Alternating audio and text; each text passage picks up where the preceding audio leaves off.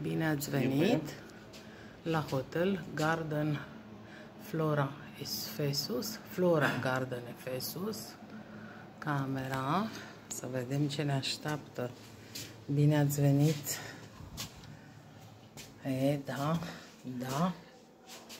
Da. Ia să vedem noi ce ne așteaptă pe noi. Aici în stânga camerei avem baie. Avem baia cu fen, cu lavuar, rosoape de față, de corp, oglindă pentru machiaj, oglindă. Aici o cabină de duș foarte frumoasă și foarte bine întreținută. Avem toaleta. Da, să vedem camera acum.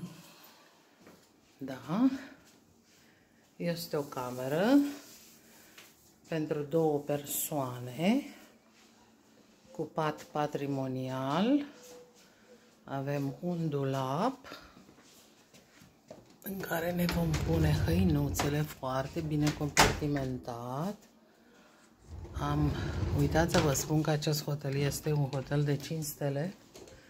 Da? Avem umerașe. Da? Avem cutie de valori.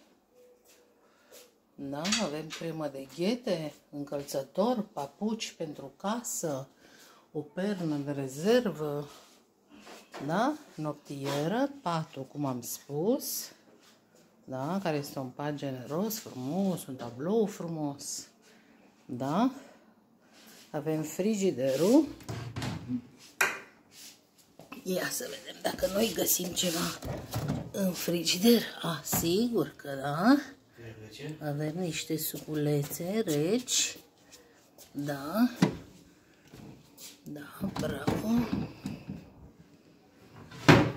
Avem un televizor, nu vreți să știți cât e de mare televizorul. Cât e de mare. Avem o oglindă foarte frumoasă. Deci arată într-un fel, da? Avem o masă. Avem o cană, ceșcuțe, ceai, cafea, zahăr, un scaun pentru machiaj, un fotoliu extensibil, telefon, da? Avem balcon, terasă, cu 2 scaune, cu măsuță și cu scrumieră pentru fumător și un view destul de atrăgător, cu verdeață, cu copăcei, da? Căsuțe de vacanță în fața noastră și undeva acolo, la câțiva metri, plaja.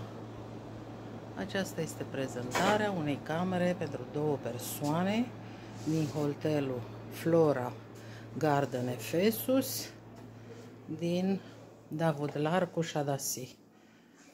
Nu pot să vă urez decât să faceți o alegere bună, să alegeți acest hotel și vă urez o vacanță plăcută.